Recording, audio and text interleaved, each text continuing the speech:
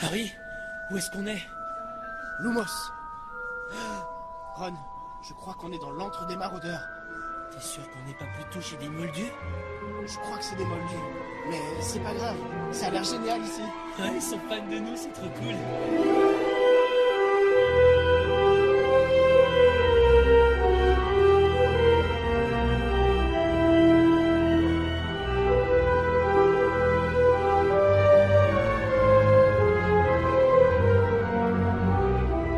Salut à tous, bienvenue dans l'antre des maraudeurs qui cette semaine va vous permettre de vous replonger dans l'univers de Harry Potter en parlant de justement le deuxième volet de la saga Harry Potter et la Chambre des Secrets.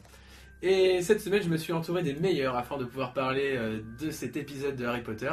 Qui dit Chambre des Secrets dit Serpentard, qui dit Serpentard dit Fourche-Langue, c'est bien sûr Bertrand, celui qui parle Fourche-Langue. Bonjour Bertrand. Ah ça là! Je t'ai entendu parler fourche-langue. Bonjour. Et tu sais qu'en plus je voulais secrètement te demander devant tout le monde si tu peux nous dire bonjour en Fourche-Langue, Eh mais tu bien, l'as anticipé. c'est fait. C'est fait. Eh bien bonjour Bertrand. Salut tout le monde. Et qui de mieux que dans la Chambre des Secrets pour parler de Basilic, de parler de Phénix, enfin ouais, tous les animaux, on a plusieurs chez lui, il est dompte à tour de bras et le revend sur le marché noir, c'est bien sûr Théo. Salut Théo. Salut à tous, salut Flo. Donc cette semaine nous allons repartir dans Harry Potter et la Chambre des Secrets, donc vous l'avez compris. Le programme de cette émission de podcast aujourd'hui, c'est un retour rapide sur la convention Harry Potter qui a eu lieu le 3 février. Donc on va vous expliquer et donner notre avis sur cette convention, ce qu'on a pu voir, et que du coup c'est notre manière à nous aussi de le faire vivre en dehors de nos réseaux sociaux. Ensuite nous allons échanger sur Harry Potter et la Chambre des Secrets. Viendront les top et flops sur ce film, le MVP tant attendu de Bertrand chaque semaine, un débat sur le film avec des questions qu'on s'est posées, qui nous permettront d'approfondir une vision de voir les choses et de l'histoire. Nous continuerons avec la traque du rôdeur menée par moi-même Flo, et les archives du Gondor tant attendues par Théo, et nous terminerons par le quiz. C'est parfait. C'est ce qui Bien fait résumé. un beau programme. Et c'est donc notre 10e émission de podcast. Est-ce qu'on peut parler d'un tout petit anniversaire? Ouais, quand même. Ah, 10 c'est émissions, vrai, c'est- c'est vrai, c'est vrai que 10 émissions déjà, Et donc ça passe vite. c'est ça. Ouais. Les 10 ans de mariage, il n'y a pas des noces en particulier? C'est pas Si, quelque chose? mais j'ai pas les Les notes. noces de bois, je crois. Voilà, Eh bien, c'est l'émission de bois. et on l'appellera Olivier. Exact. Bien joué. Donc du coup, Deauville. Partons sur Deauville. Donc la convention, comment vous avez donc c'était à Deauville, en Normandie. Il faisait un temps normand, c'est-à-dire qu'il C'est pleuvait ça. avec du vent. Exactement. Nous sommes arrivés. Il y avait énormément de personnes déguisées. Ouais, De toutes il y en sortes, avait, beaucoup de il y en avait sorciers, pas mal. il y en a Ouais. quand même pas- il y en a quand même pas mal. Qu'est-ce que vous avez retenu? Qu'est-ce que vous avez pu voir? Allez-y, faites vivre. Ok, alors moi ce que je retiens de cette convention, alors moi ça fait longtemps que je voulais en faire une parce que je les voyais de loin à chaque fois et c'était ma première. Hein. Ce que je retiens, alors dans les points principaux ça va être Krum évidemment, voilà, donc on a fait une dédicace, une photo avec, le mec très souriant, moi j'ai beaucoup aimé. Les voix françaises, c'est peut-être ce qui m'a marqué le plus au final, mais être en contact avec les voix d'Harry, de Ron que vous avez pu entendre d'ailleurs, et la voix de Grindelwald, enfin je trouvais ça excellent. Le spectacle dans l'auditorium, et puis les gens qu'on a pu rencontrer.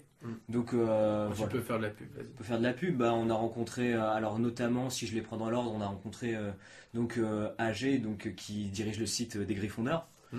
Donc Gryffondor, avec qui on va sûrement faire une émission prochainement d'ailleurs. Lesgryffondors.com. Lesgryffondors.com, c'est ça, donc un site d'actualité potterienne.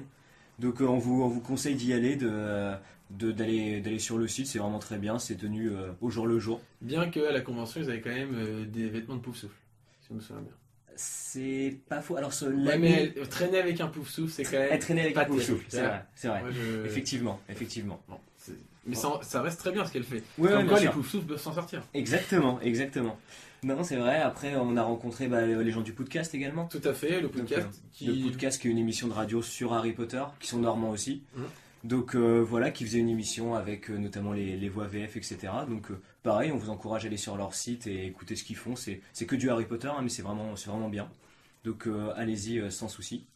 Et puis l'univers Harry Potter, qui est la troisième rencontre qu'on a fait, on va dire, Ouais, c'est donc, ça, avec Vanessa, c'est ça? Vanessa, tout à fait. Avec Vanessa qui dirige, c'est pareil, Univers Harry Potter, un site d'actualité potterienne. Mm. Et donc c'est pareil, c'est tenu au jour le jour et c'est vraiment très bien. On vous encourage d'aller voir tout ça. Donc ce qu'on pouvait trouver, donc c'était dans cette convention une énorme salle avec dedans des personnes qui apprenaient et qui permettaient de jouer au Quidditch. Il y avait donc les voix françaises qui faisaient des dédicaces. Il y avait énormément de personnes qui vendaient des goodies Harry Potter. Il y avait un escape game Harry Potter. Il y avait donc le podcast. Il y avait des Lego Star Wars Harry Potter qui montraient justement Poudlard ou autre en Lego. La réalité virtuelle, je sais pas si on l'a évoqué. La réalité virtuelle, tout à fait, qu'on n'a pas eu le temps de faire. Il y avait un endroit pour manger et ensuite l'auditorium. Il y avait aussi la forêt interdite. Ils avaient fait un petit endroit. Ah oui, la forêt, où on pouvait voir des chouettes, etc. Tout à fait. Qui sont venus après dans l'auditorium d'ailleurs. Ouais. Et donc évidemment, j'ai plus le nom de famille, c'est Stan, je ne sais plus quoi. Ileski. Tout à fait, donc la personne qui joue Victor Crumb dans Harry Potter 4 et la Coupe de Feu. Théo, toi, qu'est-ce que tu as aimé dans la convention? Dis-moi un truc que tu as aimé, quelque chose que tu n'as pas aimé. Un truc que j'ai aimé, moi, c'était dans l'auditorium, c'était vraiment les spectacles. Ça s'est bien enchaîné, il y a eu une bonne participation de tout le monde. Podcast qui ont compris deux chroniqueurs et qui ont un peu animé le... C'est ça, c'est le podcast qui a animé la soirée. Et effectivement, même les deux qui ont fait le quiz font partie de l'équipe, tout à fait. Après, oui, il y a eu ils ont les deux personnes qui ont amené les chouettes. Ça, franchement, je trouve ça stylé, ça sort un peu du lot, c'est vrai qu'on n'en voit pas tous les jours. Je m'y attendais pas, moi. Moi non plus, après C'était chouette. C'était très chouette. Il y a eu les danseurs qui ont fait du breakdance sur les musiques d'Harry Potter. Ça, c'était incroyable. Pas mal du tout. Ah, ça, c'était incroyable. Il y avait un petit gosse de 7-8 ans qui nous a claqué du freestyle, mais... Ah ouais, non, c'était hallucinant. Il était ouf. Pour le coup. Après, ce que j'ai moins aimé, c'était, je pense que ça manquait de décoration. On l'avait déjà évoqué en off. Ça manquait de décoration. Après, je sais que c'est difficile de décorer une aussi grande salle, mais il y avait quand même les bannières des 4 maisons, mais c'était pas suffisant. Fallait une grande décoration. Après, les stands en eux-mêmes décorés à leur manière, mais fallait un thème global avec des couleurs et tout. Et après, oui, il y avait aussi les bannières. Mais là où on mangeait, en fait, il y avait 4 grandes tables, donc qui représentaient dans Poudlard, donc les 4 tables des maisons. Il y avait, bon après c'était pas basique, mais il y avait juste un drap de couleur, par exemple bleu pour Serdaigle, vert pour Serpentard, c'était rouge ou or. Rouge. Rouge pour Grésouffle. Et or du coup pour Grésouffle. Après c'était bien, c'est bien pensé, mais ça manquait quand même de décoration. Je pense que ça aurait pas été trop de rajouter quelques couleurs au niveau des murs. Ou quoi que ce soit. Après c'est pas leur salle, c'est difficile de pouvoir accrocher quelque chose. Mais je pense qu'ils ont fait leur possible et au final, même si ça manquait un peu de trucs, l'organisation et l'événement étaient bien. Ouais, bravo à eux quand même, parce qu'ils sont pas du tout spécialisés là-dedans. C'est que leur 2e année. Ouais. Donc c'est vrai que Deauville et l'organisation de Deauville, oui quand même bravo. Après moi alors je sais pas, je sens que je t'ai un peu coupé la parole, mais moi s'il y a un truc, si je dois faire, alors moi j'ai dit tous mes tops avant. Je reviens un petit peu aussi sur les voix VF que j'ai adoré. Et s'il y a un truc, moi, où je me dis c'est dommage, mais on l'a un peu évoqué, c'est le fait d'avoir pas eu le temps de tout faire, parce que beaucoup de... Énormément de monde et beaucoup de files d'attente. Il y avait à peu près 2000 personnes. Ils s'étaient attendus 2000 personnes et on monte encore de jour en jour. C'est ça, en fait, alors moi j'ai entendu que ça a culminé à 2600, grossièrement. Après, dans l'auditorium, on était 1500, il me semble. Ce qui fait quand même du monde. Mais c'est vrai que entre 15 et 18 heures, donc là, avant l'auditorium, il y avait énormément de monde. Et nous, on n'a pas eu le temps de tout faire. Voilà, après, on comprend, il y a du monde et puis on fait avec. Après, ça s'est vidé. Moi, je sais que je suis sorti au bout d'un moment dans l'auditorium pour retourner dans la salle où il y avait tous les événements. C'est vrai que quand tu vas là-dedans, tu entends de la résonance. T'avais peut-être centaines de personnes. Au niveau des stands, t'avais quasiment... Tu veux dire qu'on se serait cuit dans l'antre des maraudeurs du début? Exactement. Là, du coup, j'enchaîne. Alors moi, je vais commencer par mes points à améliorer, parce que c'est pas forcément des points négatifs. Je parle vraiment de points à améliorer. Je pense que pour l'année prochaine, je suis d'accord entièrement avec toi, Théo. La décoration, je pense que ça serait bien d'accentuer un petit peu plus dessus, qu'on se sente vraiment dans un univers de sorciers. Ouais, plus immersif. Voilà, c'est vraiment la chose qui m'a laissé un peu sur ma faim. Après, il y avait beaucoup de personnes déguisées. Enfin, on voyait qu'on était dans un. Le concours cosplay était sympa.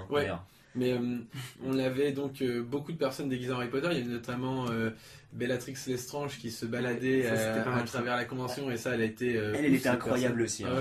Je crois qu'elle n'a pas parlé une seule fois de la convention. Non, pas du tout. Elle a joué son rôle et c'était donc ça, c'était vraiment agréable. Mais je trouve que plus de déco pour plus d'immersion, ça serait vraiment top. Après, une organisation de malade, on n'a quasiment pas attendu quoi que ce soit. Je veux dire, en dehors des files d'attente, tout s'est bien goupillé. C'est pour accueillir plus de 2000 personnes. Je trouve que c'est impressionnant. Ouais, non, c'est Il y clair. avait quand même des personnes notables. Hein. Je vois par exemple, on avait pu parler avec les vraies voix françaises Harry Potter C'est ça. et Ron Weasley qui ont été disponibles, C'est vrai qui que ont l'air vraiment sympas. Enfin, Voilà, genre, ouais, ce à que- parler avec eux, ça rigole, ce ça que y je a un disais échange. avec Crumb, c'est qu'il était très sympa, mais les voix VF également, quoi. Les voix VF également, et puis même, voilà, et puis il y avait la voix de Johnny Depp, c'était pour Grindelwald, Oui, ce qui est, carrément. ce qui est aussi. Il y avait parce qu'il y avait Harry Potter et quelques personnes des Animaux Fantastiques. Oui, c'est ça, Norbert et puis Tina. Il Et y avait évidemment, Lucius Malfoy, il y Jim avait- Thomas. c'est ça, exactement, ouais. Et donc, non, c'est vrai que c'était assez impressionnant aussi, ouais. Et on aimerait bien peut-être même un jour l'avenir de l'antre des maraudeurs dans cette convention, ce serait Ah bah oui, effectivement, non, on mais pense c'est sur la Garonne. tenir un stand. Non, mais c'est vrai que Finalement. si dans cette convention en particulier, parce que c'est tout proche de chez nous, mais en tout cas, même sur d'autres conventions, enfin, on est déjà en train de plancher là-dessus, mais participer à ce type d'événement, ça nous a donné envie, mais en tant qu'intervenant, effectivement, donc peut-être qu'un jour, Peut-être qu'un jour. peut-être Oh, qu'un jour. voilà, c'était quand même une superbe convention, on a Ouais, hâte d'y complètement. retourner. Et si l'année prochaine vous avez l'occasion d'y aller vous-même, si vous aimez l'univers Harry Potter, eh bien allez-y, mais prenez-vous-y à l'avance, car il faut réserver les places et c'est assez compliqué. Mais on en fera peut-être pas dans nos podcasts. Oui, je pense qu'on tiendra à au ce courant, moment-là. ouais. Donc voici le tout pour la convention Harry Potter. Et nous enchaînons donc sur Harry Potter et la Chambre des Secrets. Professeur, pourriez-vous nous parler un peu de la Chambre des Secrets? Très bien. Vous savez tous, bien sûr, que Poudlard a été fondé il y a maintenant plus de 1000 ans par les 4 plus grands sorciers et sorcières de l'époque. Godric Gryffondor, Helga Poufsouffle, Rowena Serre-d'Aigle et Salazar Serpentard. 3 de ces fondateurs travaillèrent ensemble dans une parfaite harmonie. Pas le 4e. Devine lequel? Salazar Serpentard voulait qu'on soit plus sélectif dans le choix des élèves admis à Poudlard. Il pensait que le savoir magique devait être réservé aux seules familles de sorciers, autrement dit au sang pur. N'ayant pu faire fléchir les autres, il décida de quitter l'école. Maintenant, d'après la légende, Serpentard aurait aménagé une salle cachée dans ce château, connue sous le nom de Chambre des Secrets. Harry Potter entre en 2e année à Poudlard. Il a hâte de retourner dans l'univers de sorciers, seulement on l'en empêche. Un elfe de maison lui barre la route afin de le protéger d'un danger. Un danger? Mais quel danger? Car en effet, Harry devrait affronter bien plus cette année que l'année précédente. Car la mystérieuse Chambre des Secrets a été réouverte 50 ans plus tard. Et une bête veut tuer. Veut tuer? Mais qui donc veut-elle tuer? Eh bien des moldus. Des sorciers, des moldus. Principalement des moldus. La bête. Des sorciers Des sorciers, des moldus. Oui, enfin voilà, mais des moldus, oui. Ok, les moldus On a bien compris. On voit l'idée. Merci. Donc, messieurs, votre top et flop de ce film. Ok, alors moi je commence avec mon top. Alors vous allez me dire que j'ai pas été chercher loin, que c'est assez facile, mais moi c'est le concept de la chambre des secrets. Ouais, c'est facile. C'est facile, mais je m'explique, moi j'adore en fait que le danger soit caché dans Poudlard. Et un peu la différence de la pierre philosophale, voilà, c'est quelque chose qu'il a depuis des années, c'est une légende, un mythe, enfin tout ce qu'on veut. Et le fait qu'il y ait un danger qui rôde, qui pétrifie les élèves les uns après les autres, mais une espèce de menace fantôme, hein, sans faire de lien avec le film. Mais en tout cas, voilà, cette quête pour trouver un endroit secret dans le château, et en même temps cette menace qui plane, donc c'est pour ça que je parle de concept au total, bah je trouve ça génial, très bien pensé, en plus dans un château avec tous ces passages, bon bah ça amène une dimension en plus, c'est quelque chose de crédible, et moi j'ai adoré ça. Ouais, je suis entièrement d'accord avec toi. J'ai longtemps pensé à le mettre en top et c'était un de mes tops secondaires. Je trouve que cette chambre des secrets, ça m'a tout de suite attiré déjà. Moi je me souviens, alors quand j'ai lu, j'étais il y a plusieurs années en arrière, hein, c'était mes tout premiers livres de lecture. Et cette voix qui passait dans les tuyaux, ça me faisait vraiment peur. J'avais les jetons. Je me vois encore dans mon lit en train de trembler. Non mais c'était vraiment impressionnant. Et que le danger soit proche de toi, je trouve que dans le livre, ça se ressent beaucoup. Et la chambre des secrets, je trouve ça vraiment génial, le fait que... Et ça nous permet de découvrir encore Poudlard. Ouais, c'est On ça. pensait déjà avoir vu beaucoup de choses, et du coup on se rend compte qu'il y a encore énormément de découvertes à faire dans ce château, et j'ai trouvé ça génial. Ouais. C'est vrai qu'au final, tu as complètement raison de le mettre en top parce que Poudlard, ça fait des années et des années que ça a été créé par donc, les quatre fondateurs et on ne sait pas ce qu'ils ont pu mettre dans le château parce que vu qu'il y a eu plusieurs successions, il n'y a jamais il n'y a plus les créateurs qui sont là pour en parler et du coup, on ne peut pas savoir tous les secrets qu'il y a.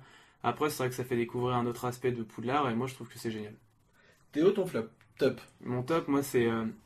Alors, c'est une scène qui m'a d'ailleurs. C'est depuis que je regarde Harry Potter, donc Harry Potter 2, à chaque fois que je vois la scène, on se met à la place de Harry qui, lui, veut retourner à Poudlard et donc, t'as comment dire, son oncle qui lui fait si tu tiens à carreau, tu peux retourner à Poudlard, ok. Et là, Dobby arrive, tu fais ça pue un peu. Dobby, il arrive, il menace en disant faut pas qu'il retourne. Il se trahit un peu en disant que Harry n'a pas reçu de lettres. Et comment il sait qu'il a pas reçu de lettres, au final, c'est lui qui les a. Après, il descend, il prend le gâteau. Et là, tu te mets à la place. Et en fait, je trouve quelque chose que j'aime bien à cette scène, c'est qu'en fait, il te fait complètement détester Dobby. C'est que tu te mets, en fait, vu que t'es comme Harry Potter, t'as la place d'Harry Potter, tu veux qu'il y retourne. Tu veux qu'il retourne à Poudlard. Et là, il prend le gâteau, il atterrit, t'as Harry qui est juste derrière. Ouais. Tu te dis, ça pue pour lui, il va peut-être pas y retourner. Et le fait que ça te fasse vraiment détester Dobby, alors que c'est un personnage complètement adorable, au fil des films, quand tu vas le revoir, tu vas l'adorer, tu vas le surkiffer, tu vas même pleurer quand il va mourir. Mais le spoil. Mais c'est vrai que rien que cette scène-là, le fait que ça te fasse autant détester un personnage que tu viens juste de découvrir, moi franchement, je le trouve génial et je la mets en top. Oui, je vois ce que tu dis. Moi aussi, on ressent tous quand on voit le film cette frustration de ne pas pouvoir agir pour Harry. Je suis d'accord avec toi. Après, Non, c'est vrai qu'elle est terrible cette scène-là, enfin sur la pauvre dame qui est là, le gros gâteau. Et oui, c'est vrai. Alors je sais pas, je pense que Dobby, même si à ce moment-là, tu t'as un peu la rage contre lui, tu sens qu'il a un fond gentil puisque il vient, comment dire, prévenir Harry pour le protéger. Il le dit bien. Tu sens qu'il agit pas pour le mal. Mais disons que il fait des erreurs d'ailleurs c'est pas la dernière erreur qu'il fera pour la protection de Harry, mais oui non, c'est clair, c'est une scène sympa, ouais. Donc j'enchaîne avec mon top. Moi, ça va être encore une fois, je l'avais mis, je crois, dans Harry Potter 1, c'est Chris Columbus et la manière dont il a comment dire, mis en place Poudlard. Je parle des salles, je parle de cette ambiance chaleureuse, je parle de magie qu'on ressent à chaque centimètre carré du château. Et je trouve ce château extraordinairement beau. On a envie d'y être. Et je trouve que l'émotion sorcier y est bien développée. Alors je sais pas si je me fais bien comprendre, mais c'est vraiment cet aspect sorcier. On sent qu'on y est. Et je trouve absolument magnifique. Oui, il fait très, comment dire, il fait très château, assez, magique. Tu le vois tu le lis dans le livre et c'est vraiment la copie à l'écran. Alors on sait qu'après il y a eu un reboot du château, que c'est pas pareil. Moi, je trouve que la magie, elle passe encore dans les autres films, différemment, parce que c'est une autre atmosphère. Maintenant, je pense que ça avait aussi besoin de grandir à un moment. Mais en tout cas, oui, sur les deux premiers, c'est impeccable. Et surtout dans le 2, avec cette ambiance menaçante, et puis le serpent que l'on entend, le basilic. Et ça doit être chaleureux, c'était pas non plus rassuré quand tu vois le sang sur les murs, tout ça. Et moi, ce que j'aime bien aussi dans le château, c'est la manière dont c'est éclairé par les torches. Tout à fait. Ça, on va le perdre aussi un peu au fur et à mesure. C'est ça, ce côté sorcier un peu, tu vois, qui est un peu vieux jeu au final, tu vois. Tu sens que t'es pas moderne, t'es pas tout ça, mais c'est vraiment bien fait. Et de la grande salle, en passant par, on peut voir pour la première fois d'ailleurs la maison Serpentard, en fait, l'intérieur de leur maison, comment c'est fait, etc. Même on voit d'autres aspects tels que les toilettes du 3e étage, je crois, deuxième étage. Il y a vraiment beaucoup de choses qui sont mises en avant. On retourne dans la forêt interdite. Mais je trouve que tout ça englobé, j'adore l'univers et encore une fois, j'aimerais aller à Poudlard et faire mes études. C'est clair. Et bien Bertrand, ton flop. Mon flop, j'ai eu beaucoup de mal à en trouver un sur celui-là. J'ai vraiment eu beaucoup de mal. Et donc il y en a un qui m'a paru évident. Je voulais pas le mettre au début parce qu'il est redondant avec ton flop du 1, je crois, de Harry Potter la chambre des secrets. Mais c'est grossièrement Dumbledore et son équipe de professeurs. Donc on va pas aller trop loin parce que je sais que ça va être dans les débats. Tout à fait. Mais je trouve ça assez incroyable, la passivité, on va dire, dont ils font preuve au moment des événements. Et voilà, moi c'est mon flop. Je m'imagine mal le meilleur sorcier de tous les temps avec une équipe qui sont loin d'être des bras cassés, aussi peu agir. Je suis entièrement d'accord. Bon, je le développe pas, mais je trouve que c'est Je pense- Étonnant. Ouais, étonnant, mais quand t'es plus jeune, tu le ressens pas de la même manière. Non, c'est clair. Ouais. Mais quand on regarde ça avec un regard beaucoup plus reculé, avec un regard d'adulte, on se dit Dumbledore, à un moment, faut agir. Mm. Enfin, dès que Colin Creevey c'est le premier à se faire pétrifier, et bien du coup, Ce qui, ouais, ce qui est terrible à ce moment-là, c'est qu'il dit même pas, il y a même pas comment dire un esprit de combat, c'est on va peut-être devoir fermer l'école quoi, résigné, on va même pas chercher la chambre quoi. bah, c'est ça. Et le pire dans tout ça, moi je me suis dit, imagine, t'es le parent de Colin. Mhm. Votre fils est pétrifié, c'est Paribou. Oh mince, c'est pas de chance, sa première année le pauvre. Non mais tu sais, t'imagines, c'est la fois, et tu sais pas, alors, je sais PS, plus. l'appareil photo aussi est foutu. PS, on rachète l'appareil photo et une pellicule.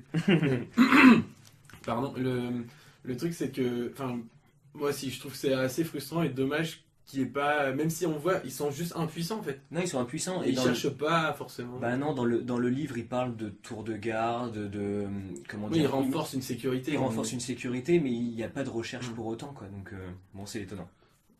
Bah, moi, je suis pas d'accord avec vous sur un point, c'est que oui, Dumbledore, il pourrait faire quelque chose, mais après, Dumbledore en soi, je pense qu'il a un peu peur, pas pour sa place, mais pour l'école en elle-même, et que si jamais lui va à la recherche du basilic et de la chambre, peut-être qu'il y a une chance qu'il se fasse tuer ou quoi que ce soit, et si Dumbledore n'est plus là, ça part carrément, ça devient le gros bordel, et du coup, on sait que Lucius Malfoy met la pression Ouais.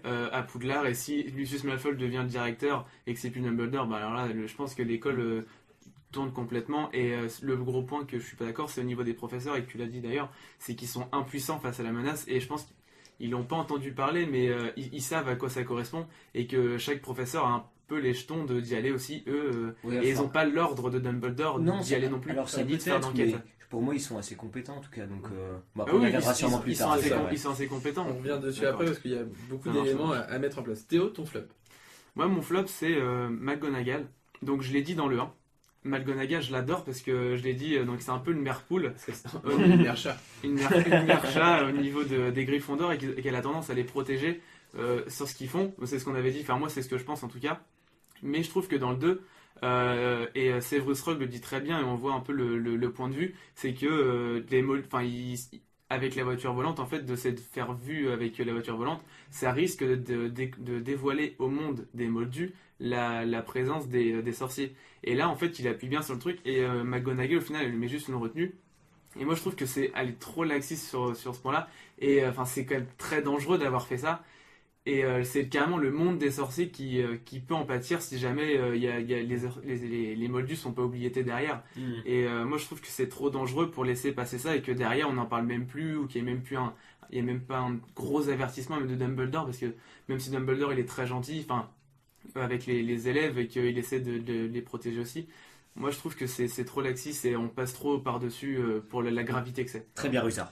Alors, moi, je suis pas spécialement d'accord avec ce que tu dis. Je comprends ce que tu dis, hein, mais je trouve que ils en ont conscience. Déjà, Harry et Ron, alors une fois la bêtise faite, ils pensent déjà être retournés chez eux. Hein, ils l'imaginent clairement. Après, ça reste une bêtise d'enfant. À cette époque-là, tu as 11 ou 12 ans. Alors, c'est la première fois, est-ce que c'est la première fois que l'univers magique se fera avoir par les Moldus? Je ne pense pas. Je veux dire, il y a des manières, il y a des moyens de réparer un peu ces choses-là. Mais moi, après, ce que Dumbledore et McGonagall veulent, c'est qu'après tout, Harry et Ron prennent conscience de leurs bêtises, et surtout, tenez-vous à carreau, quoi. Stop, maintenant c'est fini. Et c'est ce qu'ils veulent faire comprendre. Donc c'est pas du laxisme, c'est l'erreur est sorcier, et du coup un sorcier a le droit à plusieurs chances aussi. Ouais, bah il y a un peu de ça, on a un peu les deux extrêmes en fait. D'un côté on a Rogue, bon parce qu'il les aime pas mais il veut les virer. Oui, parce que c'est un Serpentard, il aurait peut-être pas le même discours non plus. Non, je pense pas. Mais Enfin, après, s'il l'a dit, si vous aviez été Serpentard, vous serez déjà chez vous avant même de. ça c'est le discours qui leur tient. Après Oui, si c'est Malfoy ouais. qui fait ça, laisse-moi en douter. Ou si c'est Malfoy, mais si c'est Goyle, tu Bah, mets un coup de pied dans le cuir comme tu dis, voilà quoi. Ah, je sais pas. Mais en tout cas, après, c'est vrai que McGonagall. Alors, je sais plus si c'est une retenue ou une semaine de retenue.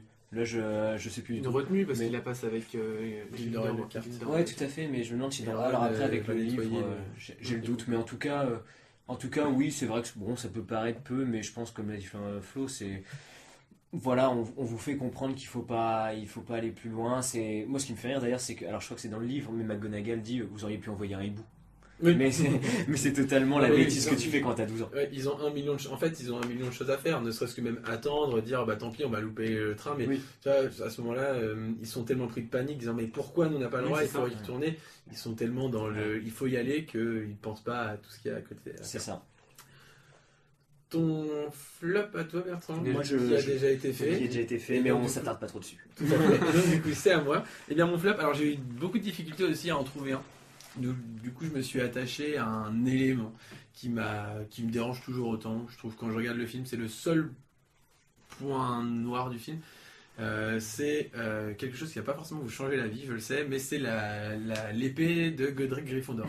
Je l'avais déjà dit, je vous en ai déjà parlé à vous deux. Et je le redis, je trouve que l'épée est pour moi beaucoup trop jouée. On peut trouver la même dans n'importe quel magasin de jouets dans un univers moldu. Je trouve qu'elle est pas spécialement belle. Je trouve Ouais, c'est vrai. qu'elle donne pas spécialement envie. Ça fait pas épée, ça fait pas guerrier. Enfin, je veux dire, si tu dois combattre quelqu'un avec, je sais pas, à part ouvrir tes enveloppes, je sais pas à quoi elle sert. Moi, ça fait trophée. Ouais, non, je trouve qu'elle est vraiment too much pour un Godric Gryffondor. T'as ça à ta ceinture. Quand je vois. Elle est justement pas too much. Enfin, elle est justement. Si, elle est petit bras, tu il y sais en que a je veux dire. Oui, trop voilà, dessus. mais non, mais je veux dire, enfin, oui, non, mais elle est pas tout dans ce sens-là, mais je veux dire, elle fait pas assez guerrier, elle fait pas, voilà, vaincre un basique avec, je trouve que c'est vraiment de la chance, au final. Non, mais je veux dire, mais je la trouve pas spécialement belle, et pour moi, elle représente mal, en fait, Godric Gryffondor. Non, bah, moi je me suis fait la réflexion hier en regardant le film, parce que tu me l'avais dit la dernière fois, et Théo aussi d'ailleurs. Et donc du coup, bah, quand j'ai vu l'épée sortir du chapeau, ok, j'ai un peu rigolé. Mais alors moi je la trouve belle en soi. Enfin physiquement, je la trouve belle. Après effectivement, c'est pas une grande épée de grand guerrier. Ça c'est clair et C'est net. pas enduré, quoi. Et non mais c'est ça. Et puis bah on voit que Harry, je crois qu'il la tient en une main. Elle est pas Mhm. spécialement grande par rapport à sa taille. C'est ça. Après, je me suis dit, bon, bah voilà, Godric devait découper les gens avec des baguettes. Et puis bon. Non, mais après, oui, effectivement, c'est un détail, mais elle fait pas imposante. Ok, les top FF sont terminés, Terminé. et bien, du coup, nous enchaînons avec le MVP de Bertrand.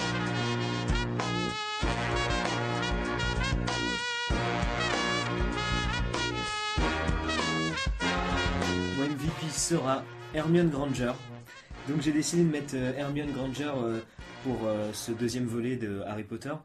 Alors pour plusieurs raisons. Donc déjà c'est elle qui pose la question pour en savoir plus sur la Chambre des Secrets. Donc dans cette fameuse scène, professeur, vous pouvez nous en dire plus, alors que personne ne le fait avant elle. Le polynectar, mine de rien, bah, c'est elle. Donc elle est à l'idée, mais elle est à la préparation, elle est à tout. Ensuite, même pétrifiée, même dans le mal, c'est quand même elle qui arrive à nous faire découvrir que c'est un basilic et en bonus le moyen de se déplacer. Et donc bah, tous ces éléments réunis font qu'à elle seule, bah, elle résout à peu près 90% de l'énigme de la Chambre des Secrets. Il y a juste l'emplacement que Harry et Ron vont trouver eux-mêmes. Mais mine de rien, bah, là où les meilleurs ont échoué, voire n'ont pas essayé, mais on y reviendra plus tard, bah, une élève de deuxième année y arrive. Et donc pour ça, bah, c'est elle qui fait avancer l'histoire et je la mets en MVP. Non, je suis entièrement d'accord avec toi. Hermione Granger nous fait part dans cette histoire. Elle nous montre tout l'étendue de son savoir et que Ouais. encore une fois, bah, elle a 1 million de tours d'avance sur tout le monde et qu'elle s'arrête jamais de réfléchir. Elle est toujours dans l'action, contrairement à Harry et Ron qui vont eux plus être attentistes. Mm. On va avoir ce côté disant ouais, bon, on va vivre notre vie. Elle non, elle est toujours dans l'action, tout le temps dans le mouvement. Et oui, bah clairement, c'est un MVP qui est indéniable. D'ailleurs, elle pourrait être à Sardaigne. Mais bon, ça. Tout à fait, mais c'est un autre débat. Très bien. Et bien du coup, en parlant de débat, nous allons pouvoir débattre maintenant sur le film Harry Potter et la Chambre des Secrets. Et en première question que je vais vous poser, c'est que dans le film, dès le début, on peut voir donc Harry, Ron, accompagnés de Fred et George qui sont dans une voiture. D'ailleurs, pour l'anecdote, c'est la voiture de J.K. Rowling quand elle était enfant. Alors, si je veux pas dire de bêtises, la Ford Anglia. Ouais. Il me semble que c'était la voiture de son meilleur ami, moi, quand elle était justement au lycée et qu'ils faisaient beaucoup de virées ensemble. Moi, Je- alors, je bon, veux alors, pas- moi, c'était marqué la voiture quand elle était jeune. Donc D'accord. après, Ouais, c'est- interprétation de Voilà, chacun. non, mais moi j'avais lu ça, que c'était. Et justement, elle fait une dédicace à cette personne-là, dans peut-être le deuxième livre d'ailleurs. Ouais, et en fait, il faisait souvent des balades, je crois que c'est après le lycée. Enfin voilà, moi j'avais vu ça, donc il me semble que c'est ça. Mais jeune, ça correspond. En tous les cas, la Ford arrive au terrier, donc qui est la maison des Weasley. Et j'aurais voulu savoir, le terrier est une maison que vous aimez. Alors, bah, moi, pour moi, c'est la meilleure maison qu'on trouve dans Harry Potter. Enfin, dans dans tous les épisodes qu'on voit, dans tous les films, c'est la meilleure maison qu'on a vue pour moi. Hein. Et même si elle fait pas magique, même si on pourrait trouver une maison qu'on pourrait trouver n'importe où, au fin fond d'une prairie ou quoi que ce soit, je trouve qu'elle a quelque chose de, je sais pas, de rassurant, de chaleureux. Et quand il va, rien que de savoir qu'il y a les Weasley, qu'il y a Molly, qu'il y a toute la famille, parce que Molly elle est carrément gentille au final, mais rien que de, enfin quand il va, moi je pourrais aller la vivre dedans parce qu'elle est juste géniale, même à l'aspect, elle est magnifique. Hein. T'es enthousiasmé. Ah, je suis enthousiasmé. L'élément que t'as préféré, que quand tu t'es arrêté dessus, tu t'es dit, oh ça c'est génial. L'aspect extérieur, quand tu les vois arriver avec la voiture qui se pose sur la petite route d'herbe, là tu vois la maison, elle est un peu en mode penché et tout, et moi franchement ça me fait kiffer. En tout cas, sache que Lucius Malfoy n'est pas d'accord avec toi. Oui, non. Non, c'est pas du tout. Bertrand, toi, le terrier, c'est une maison que tu aimes?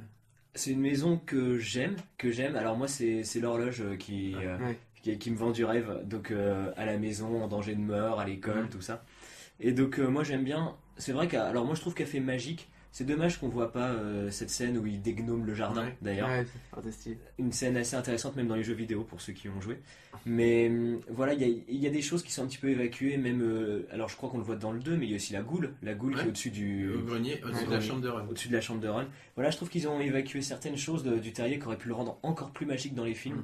Après, bon, on s'attarde pas dessus pour des raisons évidentes, parce qu'il fait déjà 2h30 le film, je crois.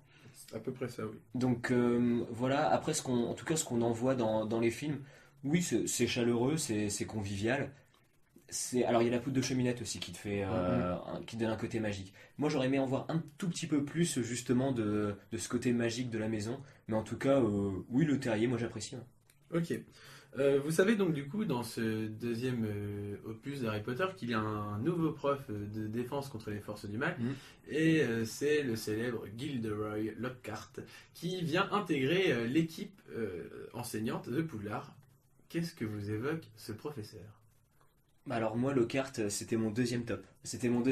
Alors c'était plus Kenneth Branagh l'acteur, mais j'adore aussi le personnage qu'il joue, Lockhart.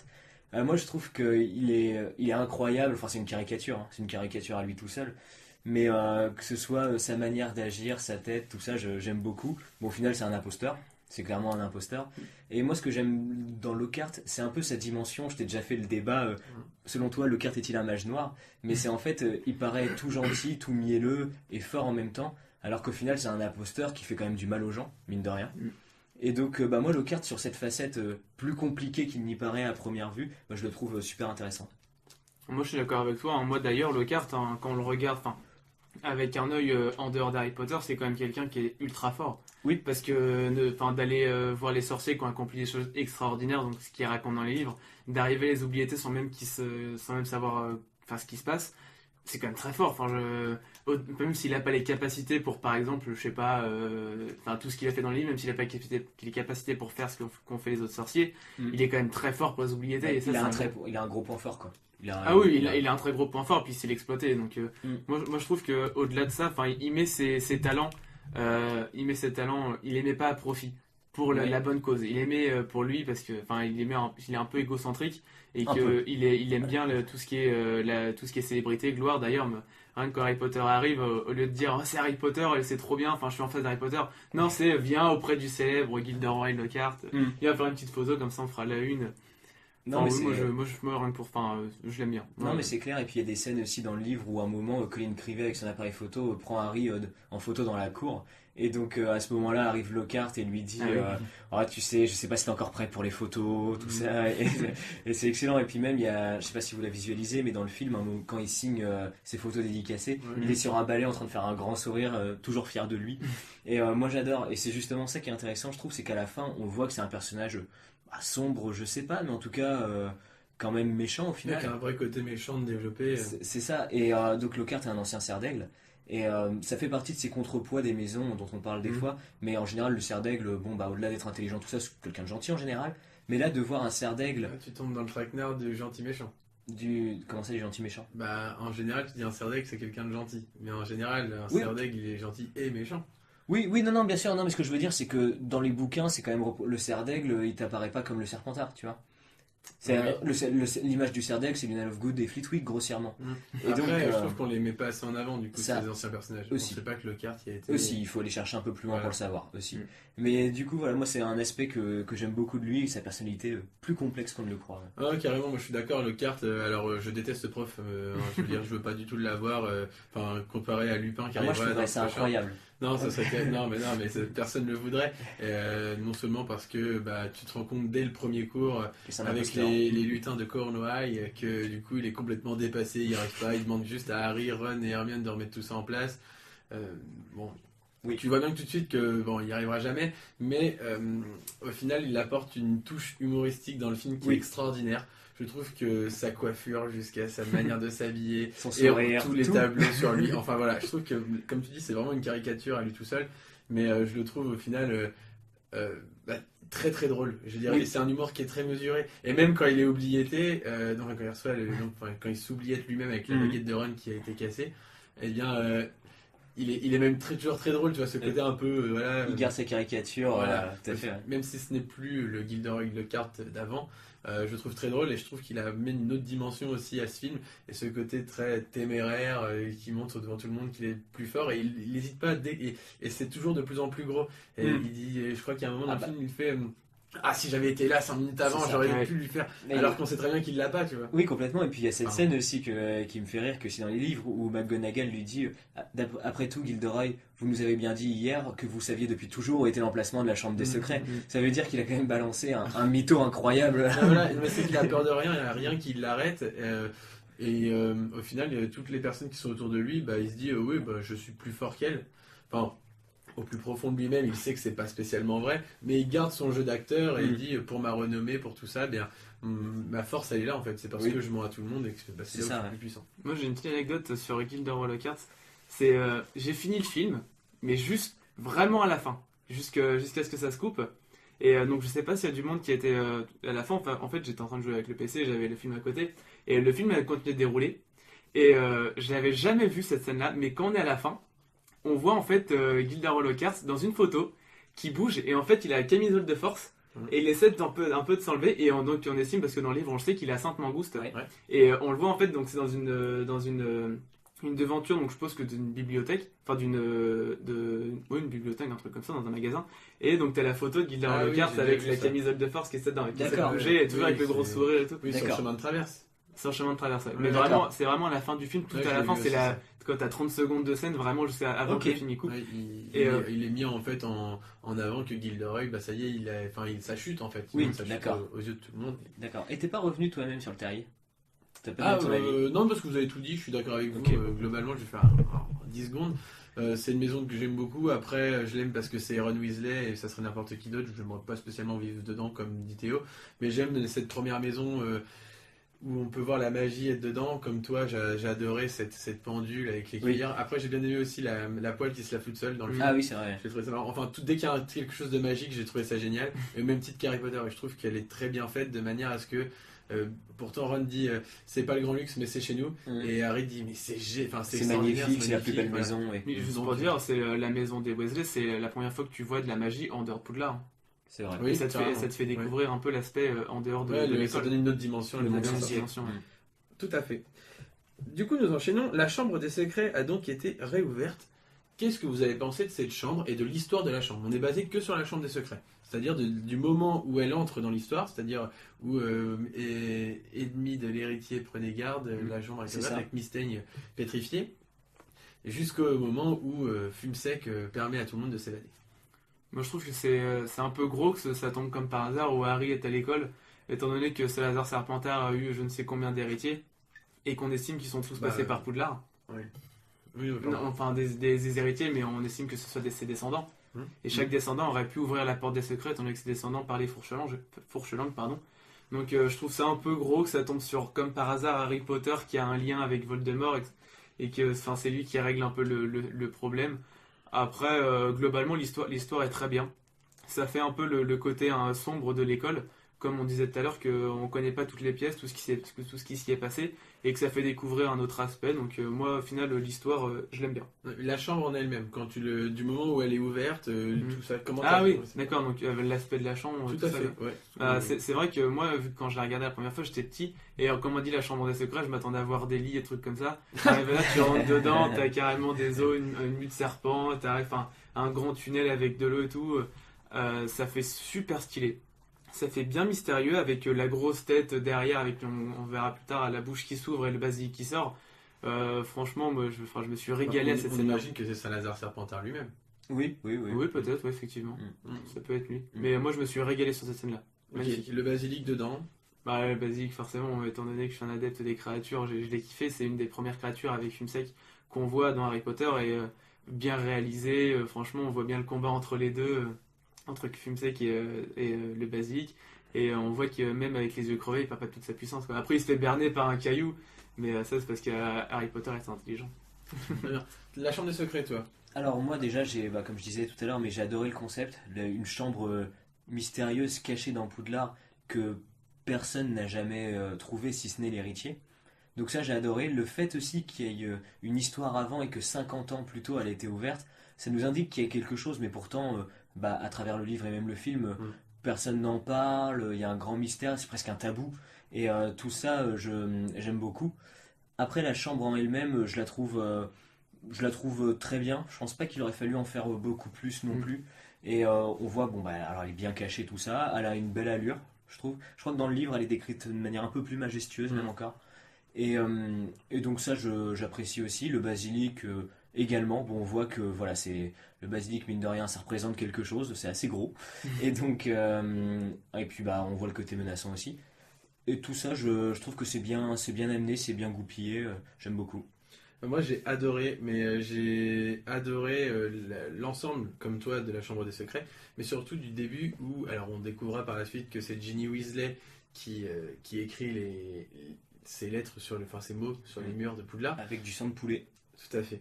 Mais je me dis, depuis le début, tu fais, mais qui écrit ça? Il y a une bête qui rôde, il y a tout ça, et en fait tu comprends pas. Et à aucun moment tu peux savoir, ou tu sais, tu peux deviner. Donc tu es en train de rechercher, tu essaies de trouver le moindre élément, etc. Tu te rends compte qu'il n'y a rien qui coïncide, enfin tu te poses trop de questions, puis jusqu'à ce que la chambre des secrets soit définitivement ouverte, enfin t'avances, on pense que c'est Malfoy, puis en fait après on revient peut-être que c'est Harry, mais tu sais que c'est pas Harry qui a découvert ça, enfin voilà, on t'envoie dans tous les sens, t'en prends plein la tronche tout le temps, je trouve, et ça c'est vraiment bien, et c'est vraiment agréable de suivre ces aventures, et jusqu'au moment où elle est ouverte, moi je la trouve vraiment, alors... Oui, elle est bien, elle est vraiment bien depuis le début. Après, c'est plus.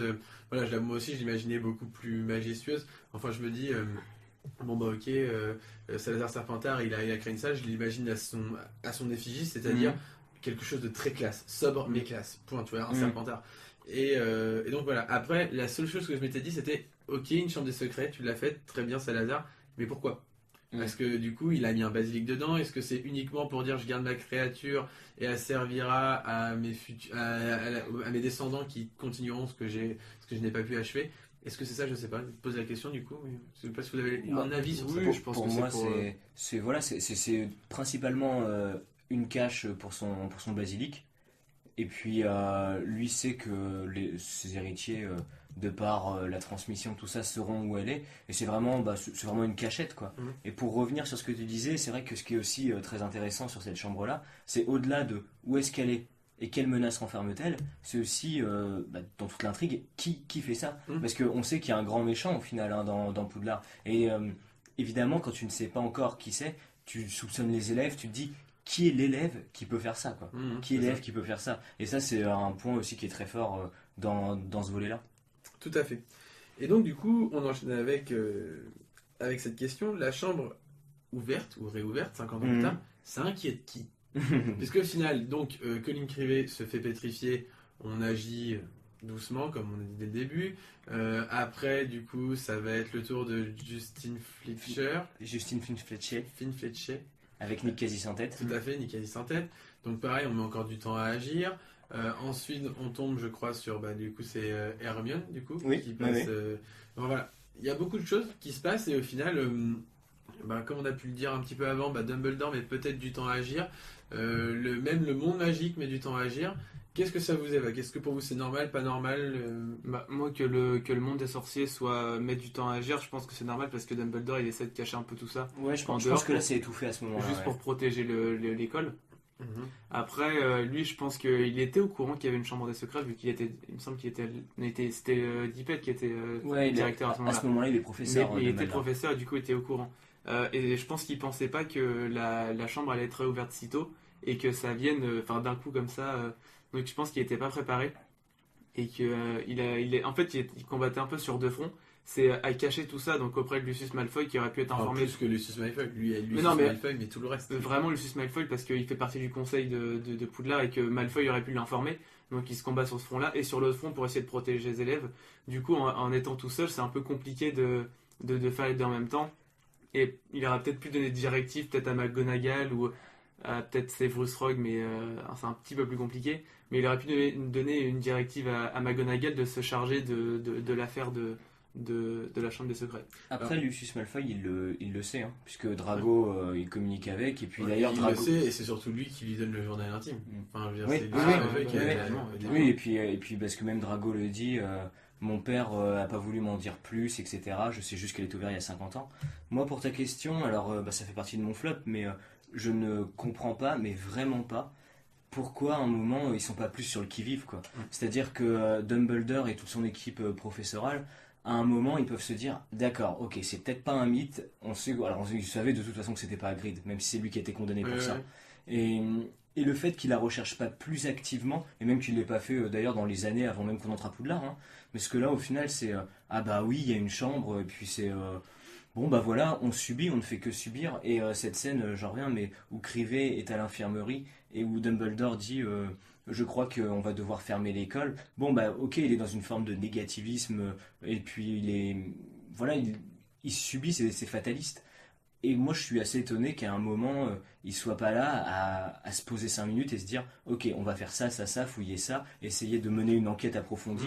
On est vraiment dans on subit, on croise les doigts pour qu'il n'y en ait pas une autre, on fait des tours de garde pour s'assurer que les élèves traînent pas n'importe où.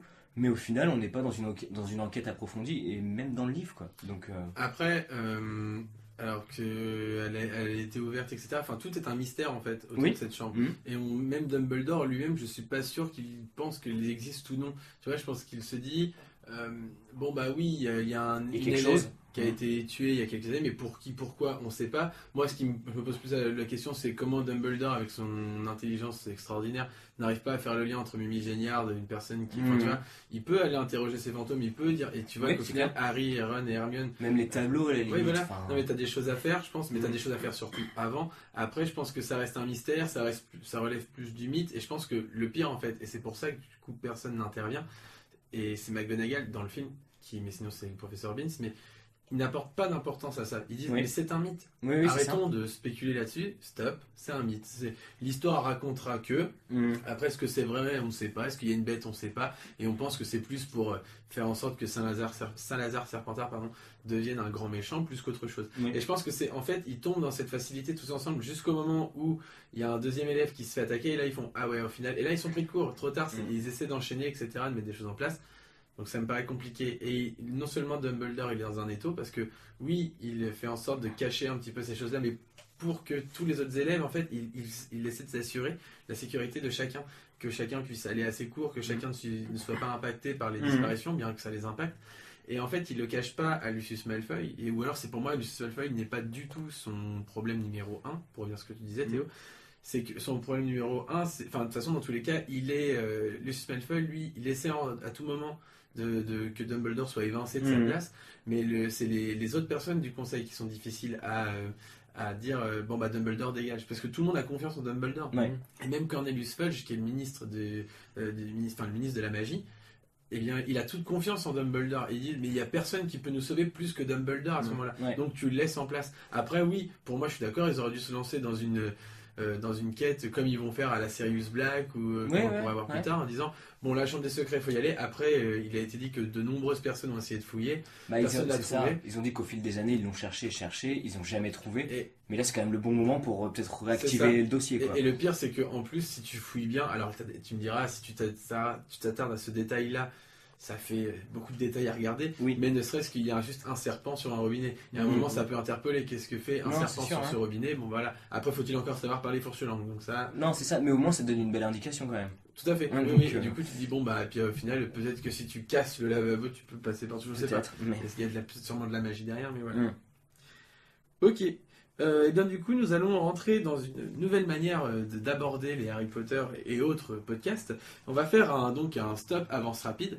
Vous allez donc décider si à l'unanimité, donc si vous faites avance rapide sur un personnage, c'est-à-dire qu'on le passe et on ne discute pas de celui-ci, ou si on fait un stop sur le personnage et on en parle un petit peu parce qu'il nécessite à vos yeux qu'il en parle.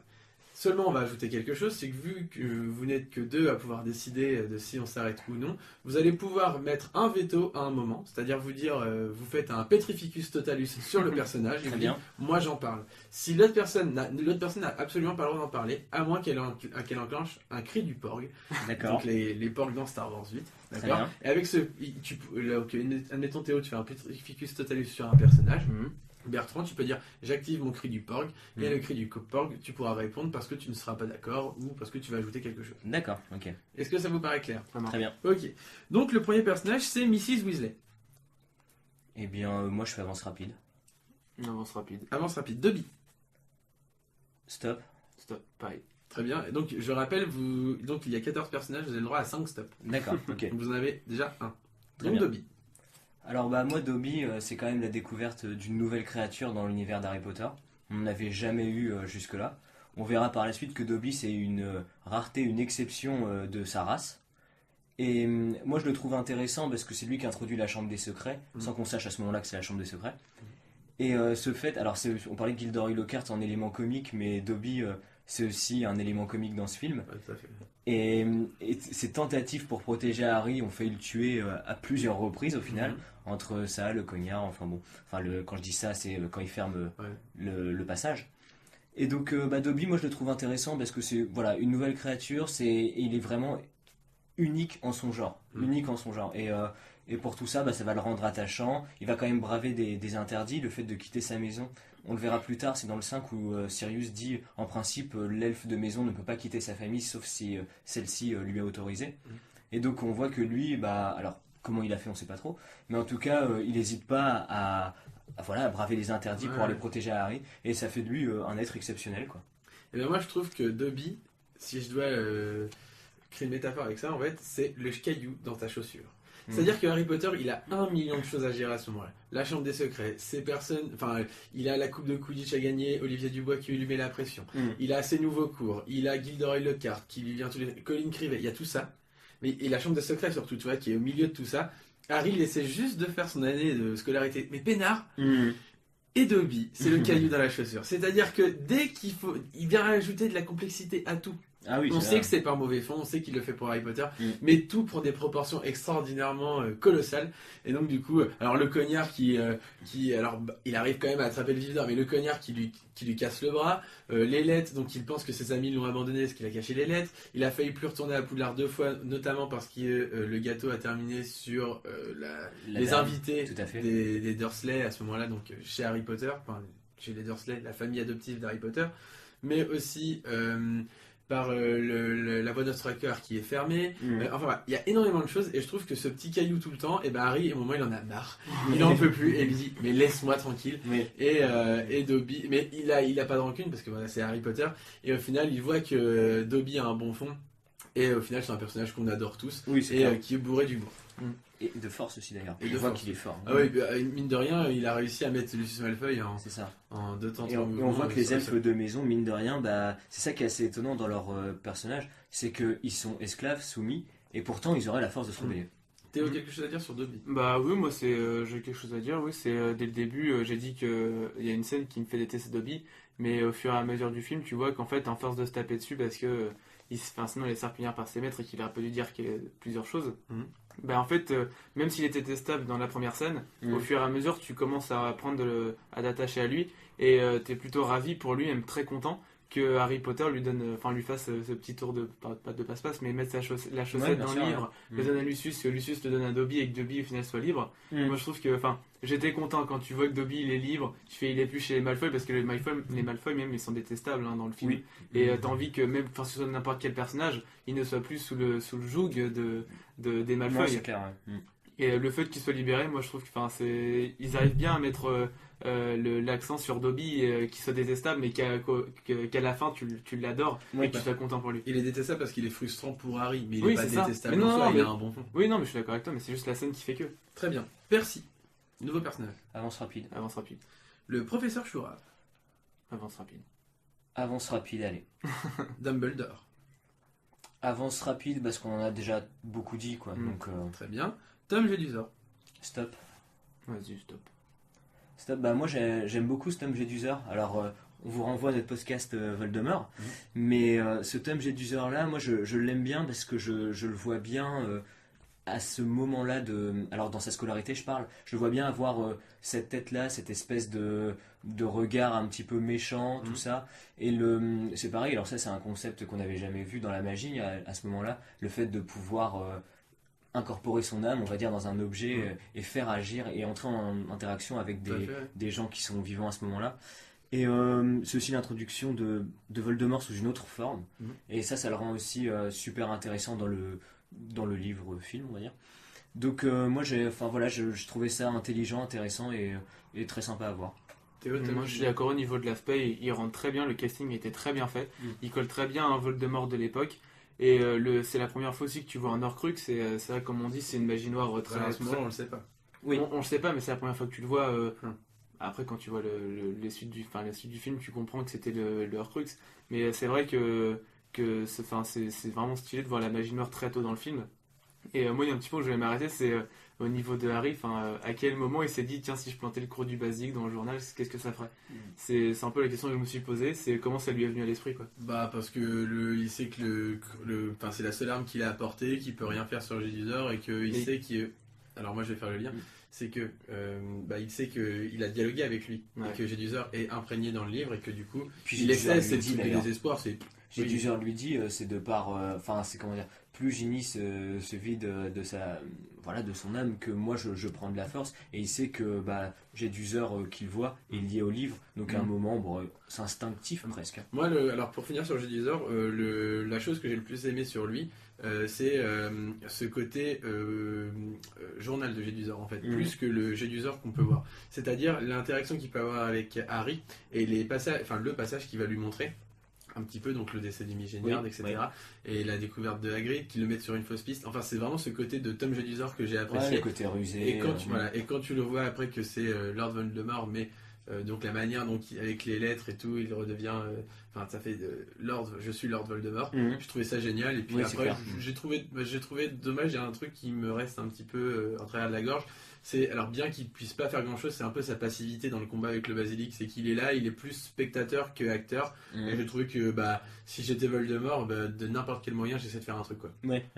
Après c'est compréhensible parce que tu peux très peu imaginer un deuxième année vaincre un basilic. Après il a raison de rester passif parce que jusqu'à la fin du combat, le basilic est gagnant. Je suis d'accord, mais moi je suis toujours contre ce fait que le méchant doit arrêter d'être suffisant et de mettre tout en place. Je suis d'accord avec toi là-dessus. Pour arriver. Ok, Monsieur Weasley. Avance rapide. Oh, stop, moi j'aurais bien dit un stop. Donc tu fais un Petrificus Totalus. Je vais bien mettre un petit Petrificus Totalus, effectivement. Moi j'ai bien kiffé Arthur Weasley parce que c'est un peu sa naïveté de ce qu'il est. Dès qu'il arrive dès le début, ils ont pris la voiture volante. Ah bon, elle a marché. C'est le côté un peu, oui, c'est ce que j'ai dit, naïf du personnage qui me fait vraiment l'adorer. Et après, on voit quand il est dans la bibliothèque, la librairie, comment ça s'appelle?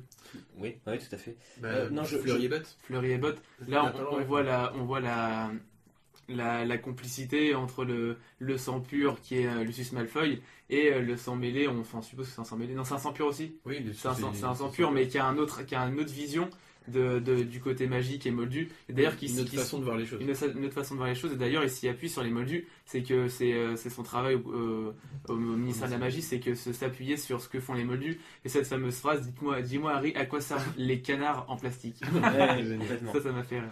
Ok. Colin Crivet. Avance rapide. Avance rapide. Ginny Weasley. Je vais mettre stop, allez. Avance rapide. Très bien, donc tu n'as que Bertrand peut parler sur Ginny Il y a un Weasley. Petrificus Totalus sur Ginny. La pauvre, c'est comme si elle avait pas trop subi des Non, moi, Ginny Weasley, ce que je trouve intéressant, c'est qu'on l'a déjà vu dans le 1, mais très peu, hein, à part bonne chance. Donc, moi, ce que j'aime dans le 2, c'est qu'en fait, elle est effacée, elle est vraiment effacée. Et par moments, mais c'est encore à rebours que tu le vois, c'est qu'il y a des moments où ça parle de la chambre des secrets et des drames qui se passent. Eh bien, elle jette toujours des petits regards fuyants, des choses comme ça, mais tu peux vraiment pas te douter à ce moment-là que c'est elle. C'est vraiment, tu peux pas te douter. Et même dans le livre, il y a quelque chose comme ça où à un moment, elle essaye de parler d'ailleurs. Elle essaye de parler à Ron ou à Percy, je sais plus. Non, c'est à Harry. Elle parle beaucoup à Percy, mais aussi à Harry. Elle lui parle à un moment, elle veut lui dire quelque chose. Ouais, voilà, non, c'est ça. Elle essaye de communiquer avec eux pour dire tout son mal-être et tout ce qui se passe. Mais bon, bah, elle n'y arrive pas. Et là, je la trouve intéressante. Après, voilà, ça va pas beaucoup plus loin, mais ce qui était intéressant, c'est de se servir de Ginny pour tout ça, quoi. Et au final, alors, il y a des choses qui sont pas trop dites, mais elle tue des poules, les poules de Hagrid, pour écrire le fameux message. Et si c'est fait, c'est parce que, justement, ce sont les seules créatures que craint le basilic. Et donc, on voit que, bon, bah, voilà, tout ça, et puis la manière de la mettre en avant sans la mettre en avant, bon, bah, c'est une bonne introduction pour le reste du personnage de Ginny Weasley. Ok. McGonagall. Avance rapide. Avance rapide, j'en ai dit tout à l'heure. Lucius Malfoy. Avance rapide. Avance rapide. Cornelius Fudge. Avance rapide, on en voit très peu, je pense, pour dire quelque chose dessus. J'aurais dit stop, moi. Attention, parce que c'est votre dernier Petrificus. Enfin, tu peux pas faire un deuxième Petrificus Totalus. Tout à Du coup, fait. vous devez vous mettre d'accord. Tu Essaye peux essayer de de le... me convaincre. Il y Non, en a bah, d'autres derrière. Il y en a 3 autres. parce que bon, alors, pour te convaincre, c'est comme on voit un ministre de la magie pour la première fois et une personne, on va dire, influente au-delà de Poudlard, de la sphère de Poudlard. Je pense qu'on aurait pu s'arrêter dessus. Ok, moi je te laisse parler, par contre. J'ai réussi. Non, mais moi, ce que j'aime bien dans ce Cornelius Fudge là, c'est que enfin on voit le ministre de la magie. Et alors, enfin, on n'est qu'au 2e livre, mais on voit quelqu'un qui est grossièrement supérieur à Dumbledore en termes de rang. Et on s'aperçoit au final que Cornelius Fudge, je vais pas le traiter d'imposteur, mais on voit que c'est le ministre de la magie, un peu comme on peut avoir dans le monde moldu. C'est pas forcément les personnes les plus fortes ou les plus puissantes qui existent qui sont au pouvoir. Et quand on voit justement Cornelius Fudge qui est un petit peu hésitant, pas sûr de lui, qui dit je crois plus en Dumbledore. Et moi, ce que j'aime dans une scène, c'est quand ils sont dans la cabane de Hagrid et qu'il dit il me faut un bouc émissaire parce qu'on est en politique avant tout et il faut que je donne un coupable. C'est ça. Et donc je prends Hagrid. Et ça, j'ai trouvé ça intéressant parce que c'est les mêmes rouages que chez les Moldus au final. Et moi, ce que j'ai bien aimé en plus sur Cornelius Fudge, alors on n'en voit que très peu de choses, mais c'est aussi la dimension, en fait, encore une fois, de l'univers magique qui s'étend toujours de plus en plus. Et plus les minutes passent à côté d'Harry Potter, et plus on va découvrir que l'univers magique n'est pas que restreint à Poudlard, il va beaucoup plus loin. Ça vit à côté, ouais. Exactement. Donc voilà, vous avez fini votre stop et avance rapide. Il vous restait donc Hagrid, Aragog et le basilic à revenir dessus. Aragog, j'aurais bien dit. Et bien voilà, c'est donc dommage. La frustration ultime. Mais il faut avancer. Donc voici pour le débat sur le film Harry Potter et nous enchaînons avec la traque du rôdeur. 3 jours et 3 nuits de poursuite, sans manger, ni se reposer. Et aucun signe de notre gibier, alors que peut bien raconter un rocher?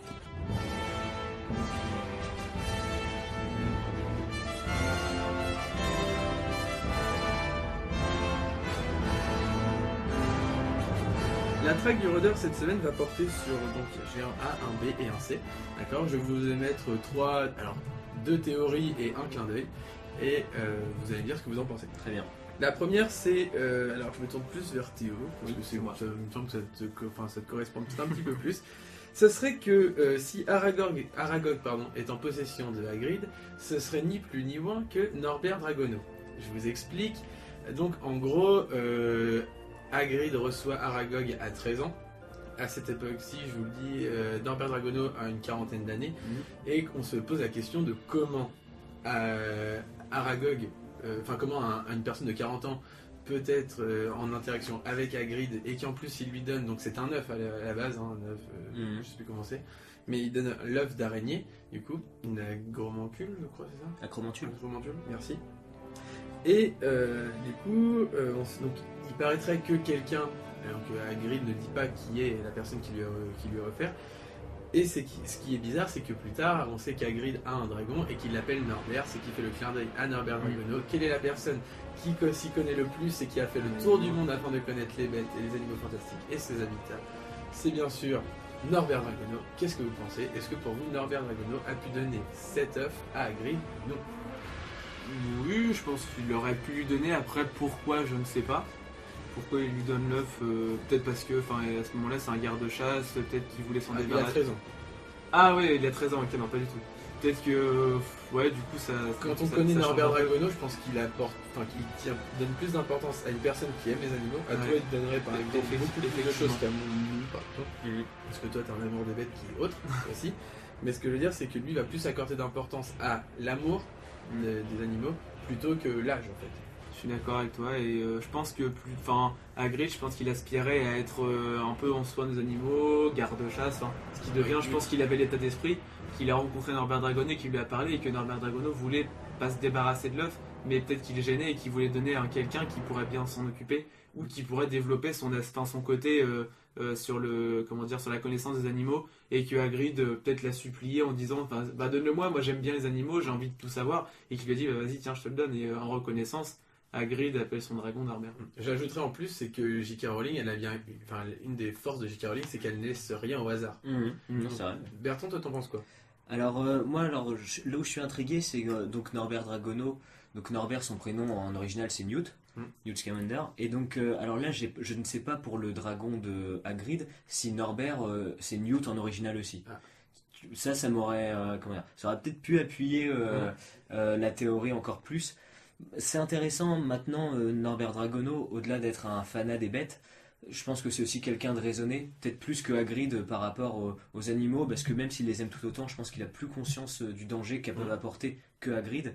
Et alors la connexion, j'allais dire, je vois pas comment elle pourrait se faire, mais après tout, dans le monde magique, qui sait, peut-être que Norbert pourrait avoir rencontré Hagrid, mais de là à lui confier une acromantule comme ça, en sachant que ça mettra en difficulté Hagrid à un moment dans sa scolarité, parce que c'est quand même une sacrée tâche de confier une bête comme ça à un enfant de 13 ans, qui mesurait sûrement 2,40 m à l'époque, mais voilà. Et donc, c'est intéressant, mais j'aurais tendance à ne pas y croire. Ok. Il y a une chose probablement que vous n'avez pas fait attention. Il y a un moment où quand Harry entre dans le bureau de Dumbledore, vous allez voir, il y a un plan large qui se fait, donc ça c'est mon clin d'œil, qui se fait donc sur tous les tableaux, d'accord. Et il y a un tableau qui représente, attention, Gandalf le gris. Et oui, c'est vrai. Donc il y aurait un clin d'œil donc de la part de la production, etc. Qui ferait un clin d'œil donc à Gandalf. Donc Dumbledore est fan de Gandalf le gris. Donc il est au moins dedans. Après, juste pour l'anecdote aussi, lors du match de Quidditch dans le film, Harry et Malfoy font donc leur match. Il y a, si vous écoutez bien la musique, il y a un morceau de musique qui est le même que dans Star Wars. D'accord. Voilà. Donc c'est des petits clins d'œil qui ont été faits. Alors pour Ron Howard du coup qui a fait la musique du 2, eh bien lui il a repris en fait des premier, non il fait aussi dans le 2. Dans le 2, ok. Et bien du coup il reprend des morceaux de ses anciens dans ses anciennes musiques uniquement par manque de temps. En fait, il n'a pas le temps de créer une nouvelle musique. Tu parles de John Williams du coup. C'est John Williams? Ron Howard, c'est le réalisateur. Ok, alors non, c'est John Williams. Pardon, mais du coup, voilà. Donc, les clins d'œil, c'est à Gandalf et un peu à Star Wars. D'accord, ok. Non, mais c'est pas mal. Je vous invite vous pouvez le voir, donc vous allez voir sur internet, vous mettez Gandalf tableau Dumbledore et vous allez voir, peut-être que vous le trouverez. Très bien. Mais moi, je l'ai vu. Et pour terminer, du coup, il y a une théorie qui est mise sur internet, donc j'ai réussi à trouver ça. C'est sur le Choixpeau. Et si le Choixpeau, donc on a beaucoup de débats, donc on en parle même nous-mêmes de temps en temps, disant et si le Choixpeau pouvait notamment sur le chemin à 2 villes. Tout à fait. Par exemple, ce serait en gros, Hermione ne devrait pas être à Gryffondor, mais à Serdiac, par exemple. Je prends juste Hermione à titre d'exemple.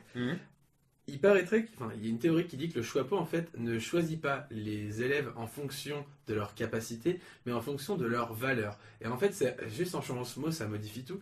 Ça explique pourquoi une chose, c'est que en fait, quand tu vas prendre Hermione Granger, donc le Choixpeau va venir sur sa tête, et le Choixpeau va dire, bah voilà, je sais que Hermione va prôner plus le courage ou le fait d'être hardi, etc., plutôt que la sagesse, etc. Et en fait, c'est à travers les valeurs en lesquelles ils croient, que les élèves vont croire, qui vont pouvoir le mieux se développer avec. C'est-à-dire qu'ils vont pas spécialement prendre quelqu'un de courageux. On va prendre l'exemple de Neville Londubat. On voit très bien tout de suite que c'est pas quelqu'un de courageux. Mais pour lui, afin d'être un vrai sorcier, qu'est-ce qu'il faut ? Eh ben, c'est être courageux. Et donc, du coup, Neville va à Gryffondor. Est-ce que vous voyez l'idée ? Est-ce que vous croyez à cette théorie ou non ? Ce qui révolutionne totalement tout ce qui ça peut croire. révolutionne Parce que nous, on est plus sur une approche, on va dire, plus primaire ou terre à terre, disant t'es courageux, tu vas à Gryffondor, t'es intelligent, tu vas à Serdaigle, t'es malin, tu vas à Serpentard, et t'aimes faire la fête, tu vas à Poufsouffle. En gros, l'idée, c'est le Choixpeau t'envoie selon dans la maison pour laquelle selon tes valeurs. Selon tes valeurs. Pour toi, parce que pour toi, pour devenir un grand sorcier, il faut être courageux. Eh bien, tu vas à Gryffondor. Même si tu ne l'es pas forcément à ce moment-là. Ce qui expliquerait aussi une chose, c'est qu'on peut voir donc du coup c'est Malfoy. Alors il est malin, il a ces choses-là, mais il a aussi ce côté un peu comment dire. Enfin, il a pas toutes les aptitudes de Serpentard, donc ils sont pas, on va dire, toutes développées. Oui. Mais est-ce que pour vous, du coup, ça pourrait expliquer certaines choses ? Peut-être, c'est intéressant. Après, le Choixpeau aussi, il faut pas oublier qu'il tient en compte la vie du sorcier en lui-même. Et il y a cette scène où justement, Harry dit pas Serpentard par Serpentard, envoie-moi à Gryffondor. Enfin, je sais pas si lui dit non, il lui dit pas envoie-moi à Gryffondor, mais en tout cas il dit pas Serpentard. Et il y a aussi Hermione qui dans le livre dit que le Choixpeau hésitait à l'envoyer à Serdaigle avant de l'envoyer à Gryffondor. Et oui, tout à fait, c'est elle-même qui le dit. Et donc ouais, c'est intéressant. Moi j'avoue que le Choixpeau, on s'est toujours posé la question parce qu'il y a des exemples, des contre-exemples, Putain petit gros à Gryffondor, tout ça. Enfin bon, il y a plein d'envois qui font que des fois tu doutes. C'est une théorie intéressante, je sais pas si... Alors du coup, il n'y a rien de confirmé là-dessus, enfin, elle n'a pas été démentie, pourquoi pas. Pourquoi pas, parce qu'il y a une logique en fait. Est-ce que pour vous, elle pourrait prendre la place de ce qu'on pense aujourd'hui, ou pas du tout ? Pour vous, c'est oui, on le met en marge, puis on reste sur ça. C'est ce qu'on connaît déjà. En fait. D'accord. Non, mais pour moi, il y a une cohérence dans l'idée. Parce que au final, si tu te dis je l'envoie là parce que même si c'est pas sa qualité première, s'il développe cette qualité-là, il deviendra le plus épanoui possible. Bon, au final, c'est un raisonnement intelligent, donc c'est pas impossible et c'est vrai que ça change un peu par rapport à ce que nous on connaît. Ouais. Parce que le Choixpeau, en gros, il part en fonction des valeurs que tu tends à vouloir être ou développer. Ça va. Il se dit, bon bah par exemple, si toi, Neville Londubat, le but c'est que tu voudrais être courageux, je t'envoie à Gryffondor parce que je sais que là tu vas le développer et ton but c'est d'être dans une maison qui va te permettre de te développer toi. En fait. C'est ça, complètement. Et non pas tu l'es déjà, donc tu peux y aller. Non mais comme c'est une vision autre. Non mais comme je trouve le raisonnement cohérent, je me dis que je peux y croire. Ouais. Alors on reviendra peut-être un jour où on parlera plus, comme on disait, des 4 maisons, on approfondira. Mais je pense que c'est quelque chose à absolument pas mettre en marge, au contraire à bien garder dans nos têtes et plus approfondir une prochaine fois. Et bien voilà, ma traque du rôdeur est donc terminée. J'ai fini de vous montrer tout ce que j'ai pu trouver, mes traces et autres. C'est pas mal. Merci à toi. Ça me fait plaisir. Et cette semaine, nous allons donc aborder les archives du Gondor, tant attendues par Théo. Attention, c'est une archive de Gondor 2.0.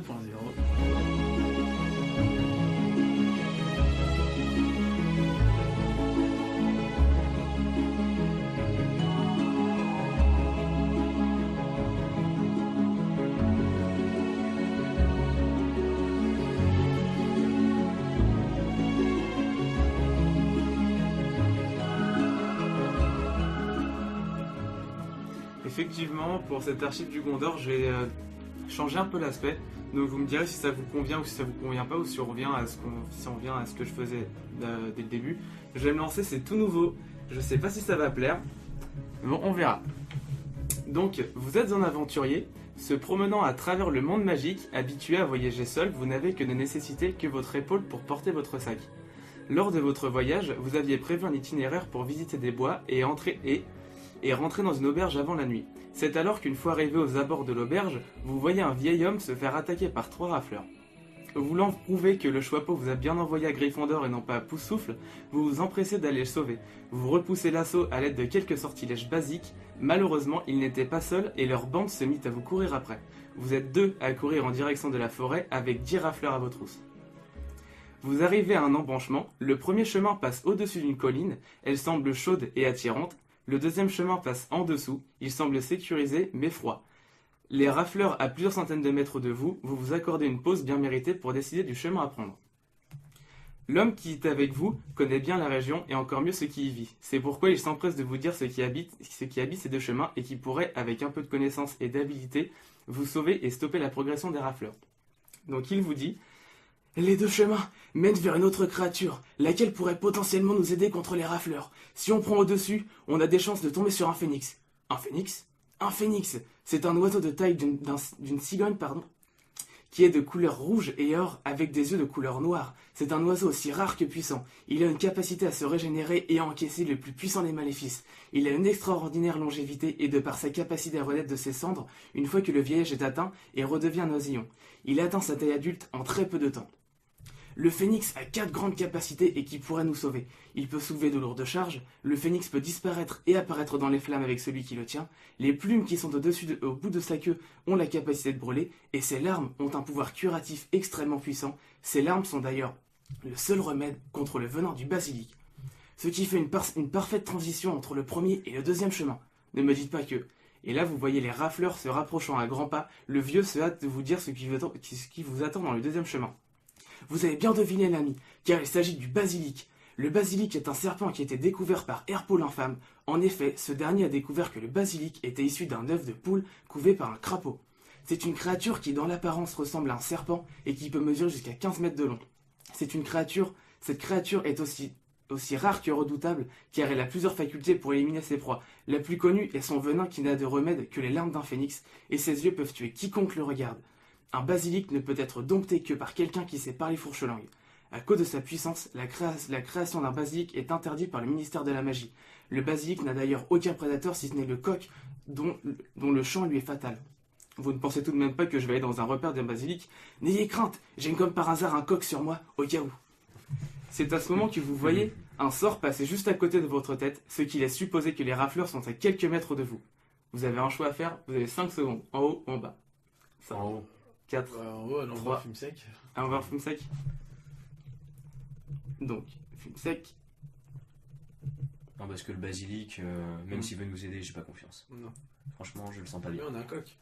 C'est vrai. Je sais très bien faire le cocorico. Alors, en plus, Donc, comme le vieux vous l'avait dit, vous voyez un nid dans lequel se trouve un magnifique phénix. À ses pieds se trouve un tas de cendres. Le vieux vous conseille de ne pas le déranger car, aussi loyal soit-il, il ne vous connaît pas et vous êtes sur son territoire. Vous passez discrètement à côté du nid sans le réveiller, hors de vue des rafleurs, vous les entendez quand même parler. Qu'est-ce que c'est que ça? Je ne sais pas, j'en ai jamais vu, mais ça doit valoir une fortune. Attrape-le, Sid! Viens là, petite créature! C'est à ce moment-là que vous entendez le phénix se réveiller, crier et foncer sur les rafleurs qui en très peu de temps se font tuer par le phénix.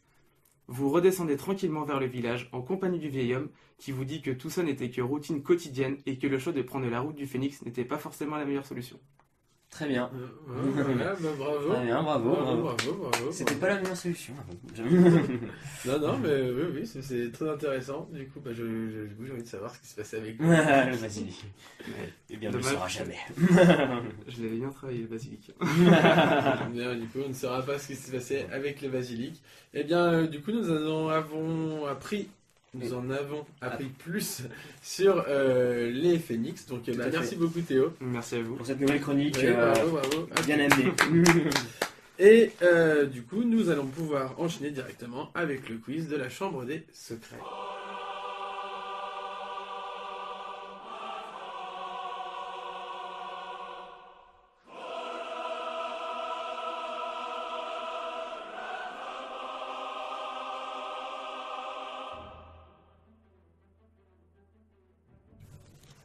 Cette semaine, messieurs, vous allez devoir accomplir de grands faits.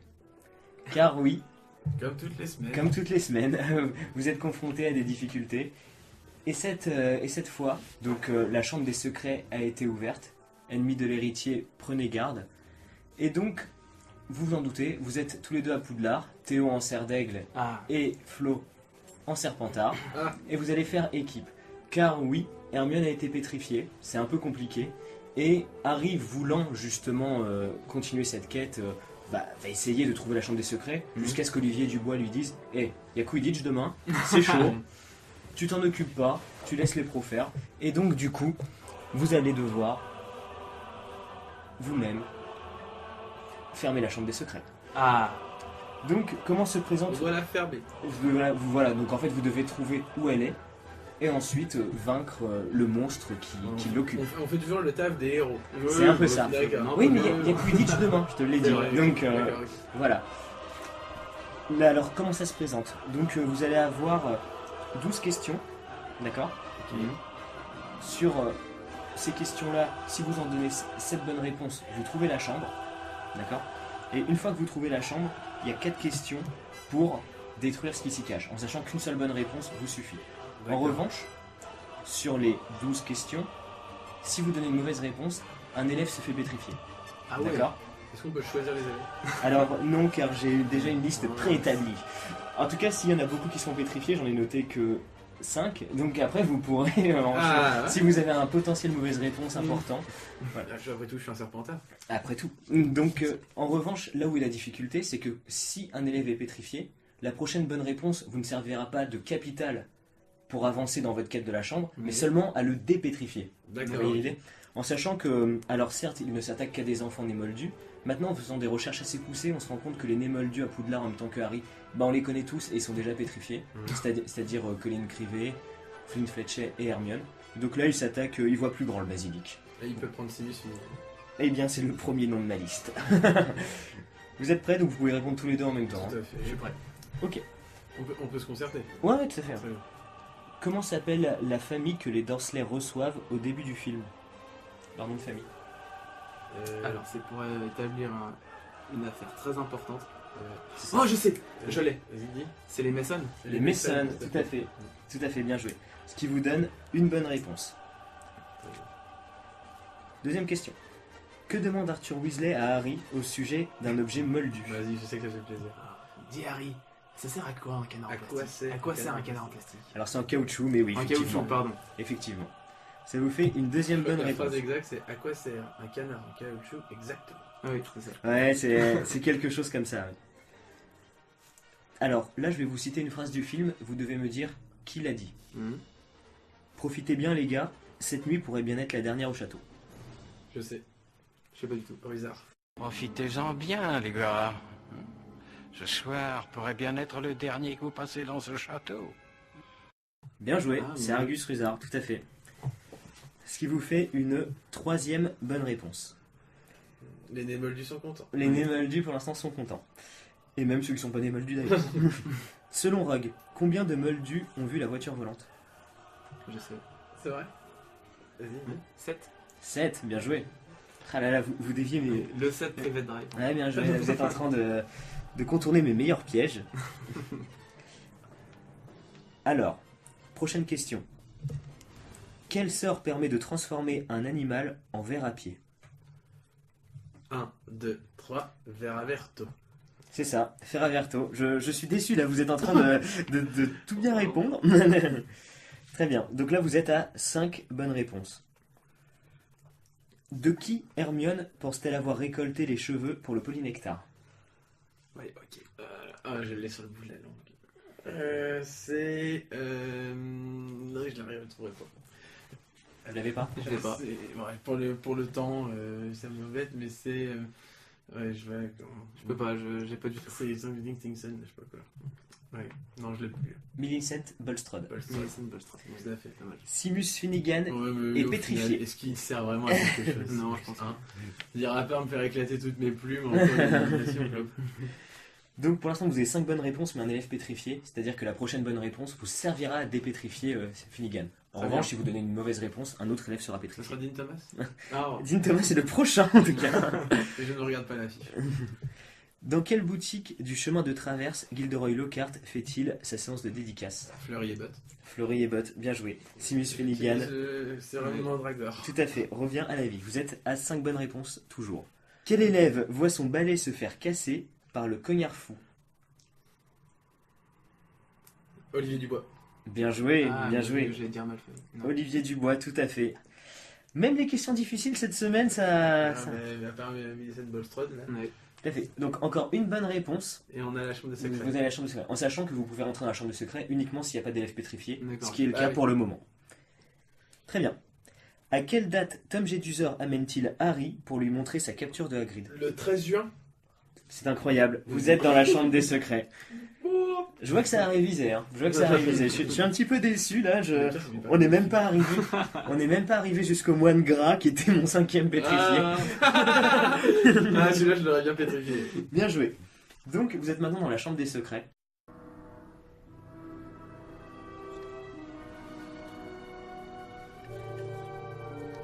C'est ici. C'est ici, Ron. Voilà où est l'entrée de la chambre des secrets. Une seule bonne réponse et vous arriverez à sauver Ginny Weasley et à vaincre Tom Jedusor et son basilic. Quelle est la phrase exacte laissée après l'enlèvement de Ginny? La phrase exacte, à la je peux le dire. virgule. Ah bah, si tu l'as la virgule, là, je l'ai plus exact. Je l'aurais pas la virgule, vas-y. Bah, la chambre des secrets était ouverte. Ennemi de l'héritier prenait Non, garde. ça c'est la première. C'est quand elle est partie.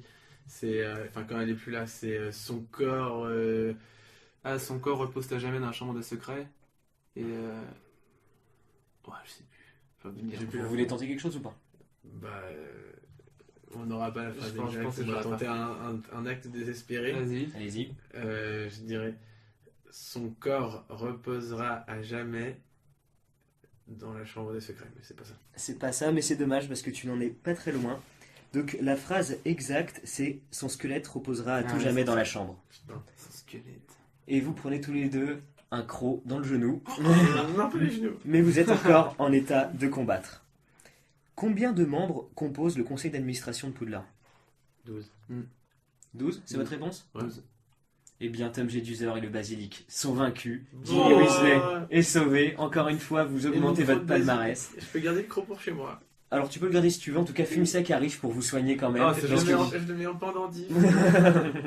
autour du cou. C'est Mais en gentil. tout cas, bien joué, messieurs. Votre Wikipédia s'agrandit. Encore un fait héroïque. Bravo à vous. Est-ce qu'on peut avoir les autres questions ou pas? Les autres questions, ouais, tout à fait. Donc, j'avais quel est le premier élève à être pétrifié? La Colin Crivet. C'est ça. J'avais, Ah non, c'est. Oui, le premier élève, pardon. par rapport au cognard fou, qui trafique ce fameux cognard? Dobby. Dobby, voilà. Quel sort lance Ron Weasley sur Drago Malfoy sans succès? Crash Limace. Crash Limace. Tout à fait. Dans le livre, qui parle de la chambre des secrets? Donc il y a... Le professeur Beans. C'est ça, exactement. Donc vous aviez vraiment tout. Alors j'avais ensuite... Est-ce que j'avais d'autres questions? Bah, les 4. J'avais... Alors oui, mais on y était. On y était. Alors oui, j'avais celle-là, tiens. Avant que le match de Quidditch ne soit annulé, contre qui Gryffondor s'apprête-t-il à jouer? Bah, c'est pas Serpentard entre Serdaigle et Poussoufle. Oui, c'est vrai. Bah là, je sais plus. Parce qu'en plus, dans le 3, c'est des poufs-souffles. Alors, du coup. Tu penses? Bon, vas-y. Serdaigle. C'était Poufsouffle. Ouais. C'était Poufsouffle. J'aurais dû vous la demander celle-là. Et voilà, on a fait le tour. Ok. Pas mal. Bon, bah, encore un quiz rudement bien mené. Et encore une fois, une aventure Une plutôt victoire. bien conclue. C'est vrai, vous étiez très fort cette semaine. Eh bien, on te remercie. En tout cas, d'abord, merci à Théo, merci à Bertrand. Et merci à toi. Merci Tout à fait. beaucoup pour donc encore notre 10e podcast de C'est ça. l'Entre des Maraudeurs. Le podcast de bois. Les noces de bois des maraudeurs. Donc nous continuons à développer notre ascension, Notre podcast. notre entre. Notre rentre, ouais, tout à fait. Donc c'est encore une fois un vrai plaisir de partager ces moments avec vous. On espère vraiment que ça vous plaît. On peut d'ores et déjà vous annoncer que un logo est en route, un site internet est en place ou alors on va En route. qui va être en route et qui tend à finaliser très bientôt. Mhm. Donc dessus pour faire 2-3 minutes, vous allez pouvoir retrouver avant tout tous les podcasts qu'on a pu faire, des actualités, vous allez pouvoir... toutes les chroniques qu'on a faites. Toutes les chroniques, donc vous pouvez retrouver toutes les archives du Gondor une par une si vous voulez. Toutes les tracks du Gondor, toutes les tracks du Rôdeur, pardon, une par une aussi. Donc les MVP, les quiz si vous voulez les refaire aussi pour vous ou pour je ne sais quoi d'autre. Voilà, il y aura des moyens pour vous de communiquer, de parler, Enfin, voilà, il y aura énormément de choses à faire sur ce site. Et qu'une fois le site achevé, normalement les podcasts seront disponibles sur le SoundCloud. Ouais, c'est ça, qui seront téléchargeables directement sur le site. Adieu YouTube, bonjour les SoundCloud serveurs. YouTube on continuera aussi. aussi. Non, bien sûr. Ce que je veux dire c'est que vous pourrez les avoir en téléchargeable et ça sera peut-être plus pratique et voilà, un confort autre pour suivre l'antre des maraudeurs. Et c'est tout pour cette semaine, on espère que ça vous a plu. Encore un grand merci à toute l'antre des maraudeurs. Et on remercie aussi les voix françaises des arts et des films Harry Potter qui nous ont gentiment prêté leur voix afin de faire vivre l'antre. Et c'est avec grand plaisir que nous continuerons à mener les aventures de l'antre des maraudeurs. On vous dit à la semaine prochaine. Salut. Salut. À la semaine prochaine.